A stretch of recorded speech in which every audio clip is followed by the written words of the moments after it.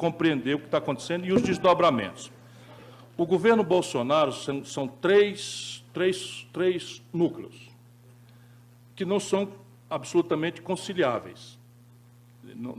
Mesmo se fosse um grande líder que tivesse paciência para mediar, não são conciliáveis. O primeiro núcleo é o núcleo Paulo Guedes. Então, é o tecnocratismo que está cumprindo o manual do Bom Moço Internacional, grande acatamento do mercado, grande expectativa dos estrangeiros e tal, e é uma espécie de núcleo de racionalidade, embora completamente depravada, do ponto de vista da compreensão estratégica do Brasil. Esse é um ponto grave do governo.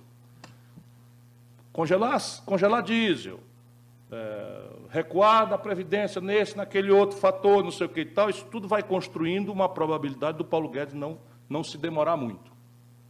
Ele vai aguentar o tranco ali até a deliberação da Previdência. Mas se descaracterizar a Previdência, ele não vai ficar, conheço ele há mais de 25 anos, ele não vai ficar sendo o cara que fez um déficit primário de 150 bilhões, que não sei o quê, que deixou o câmbio estourar, que a inflação voltou a pressionar, ele não tem psicologia para isso, ele vai cair fora. Então, esse aqui é um ponto de olhar do governo.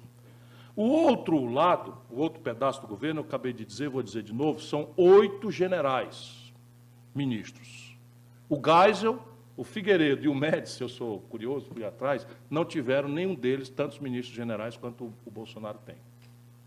Esses aqui estão apavorados. Eles são reaças, são, lamentavelmente, me pareciam nacionalistas, mas estão, por omissão ou por ação, coniventes com todo esse tipo de coisa. Evidentemente que a dissuasão da aventura bélica na Venezuela eles conseguiram, né?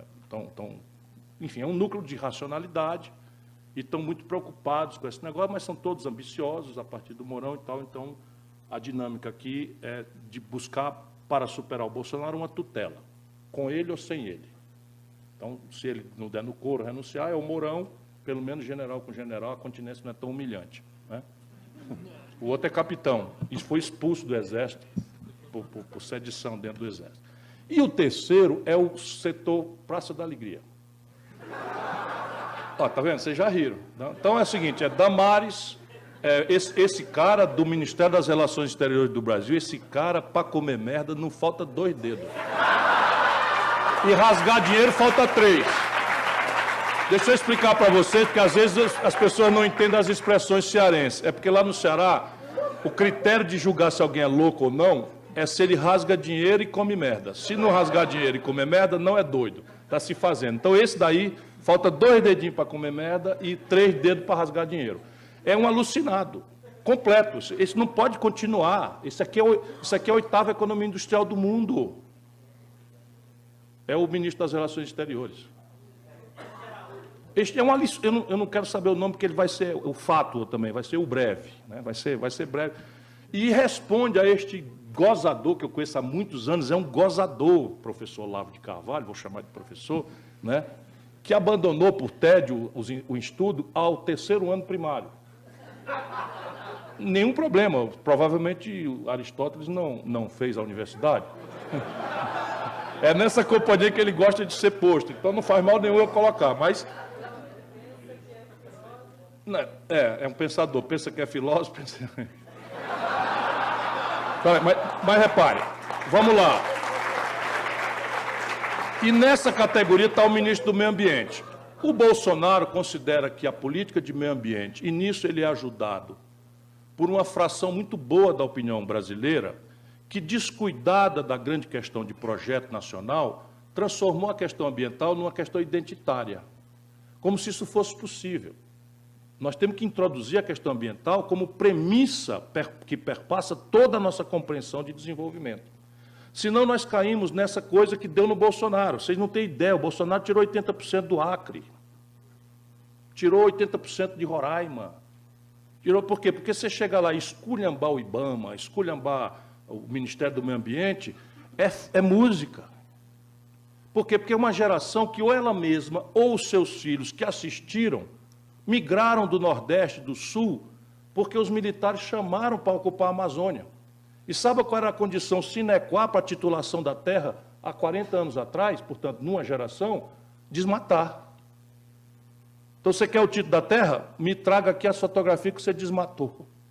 Aí o cara, de repente, agora é um criminoso. Claro que é um criminoso, mas o cavalo de pau aqui foi muito violento e eles não entenderam nada. Por quê? Porque ficamos nós, os déspotas esclarecidos, nos compensando mutuamente entre São Paulo, Rio e Brasília, e não consultamos a alma do nosso povo. Então, Manaus é a única capital do Brasil que não tem acesso rodoviário ao país. 8% da produção industrial do Brasil tem rodovia para a Venezuela e não tem rodovia para o Brasil, mas já teve. A BR-319 já existiu, já foi asfaltada, e, de repente, alguém em Brasília entendeu que aquilo é uma aberração ambiental e deixou sem manutenção e destruíram a coisa.